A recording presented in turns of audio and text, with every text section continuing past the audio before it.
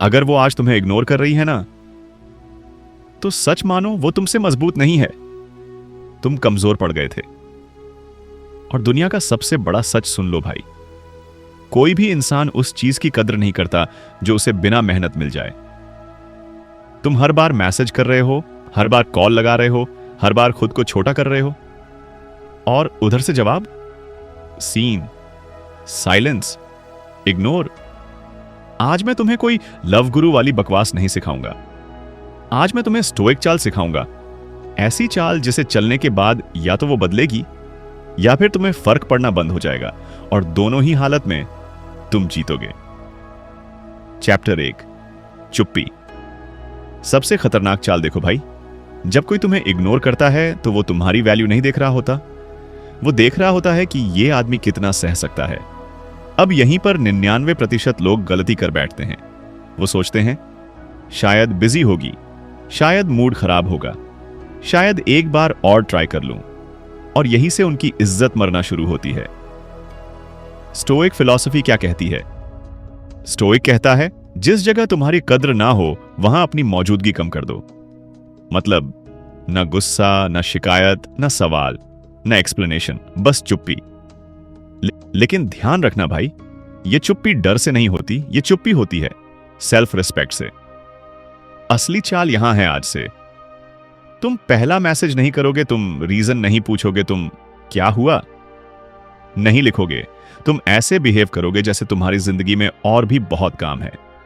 और यहीं से उसका दिमाग हिलना शुरू होता है, क्योंकि इंसानी दिमाग का एक नियम है, जो चीज आसानी से मिल रही थी अगर वो अचानक दूर हो जाए तो वही चीज सबसे ज्यादा याद आती है।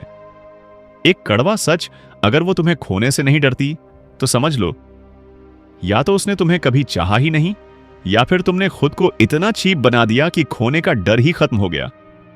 और स्टोइक आदमी यहां रोता नहीं है, वो खुद को ठीक करता है। अब ध्यान से सुनो, तुम्हारी चुप्पी का मकसद यह नहीं है कि वो वापस आ जाए, तुम्हारी चुप्पी का मकसद है खुद को वापस पाना।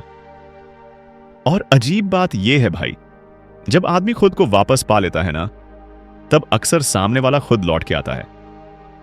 चैप्टर 2, तुम्हारी खामोशी उसे अंदर से क्यों तोड़ती है? देखो भाई, औरत हो या मर्द, इंसान एक ही चीज से सबसे ज्यादा डरता है, कंट्रोल खोने से।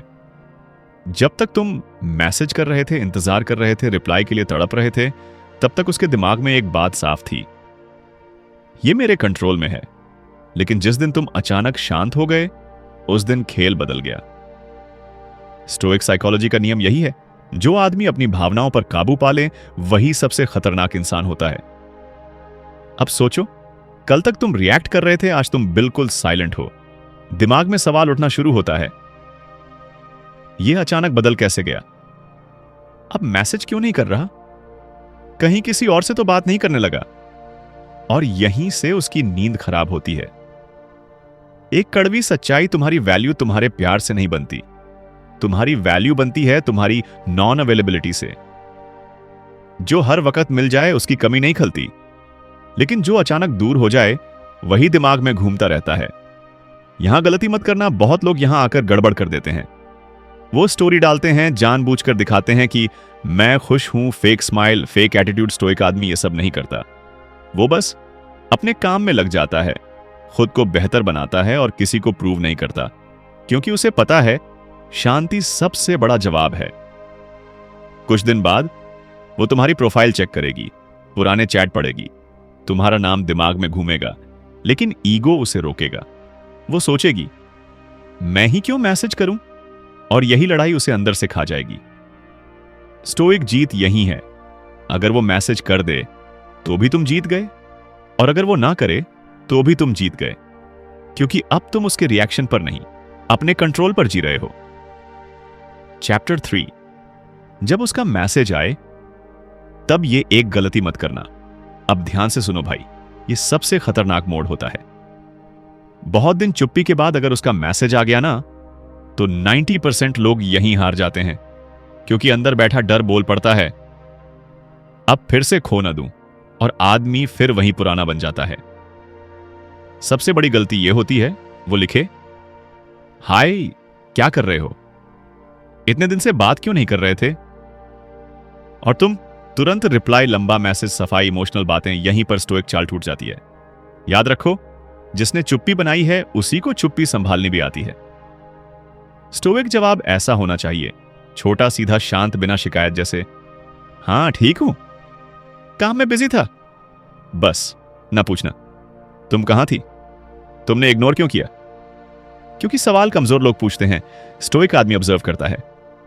जब वो देखेगी तुम बदले नहीं, तुम नीडी नहीं हो, तुम इमोशनली स्टेबल हो, तब उसके दिमाग में एक बात बैठेगी, ये अब पहले जैसा नहीं रहा।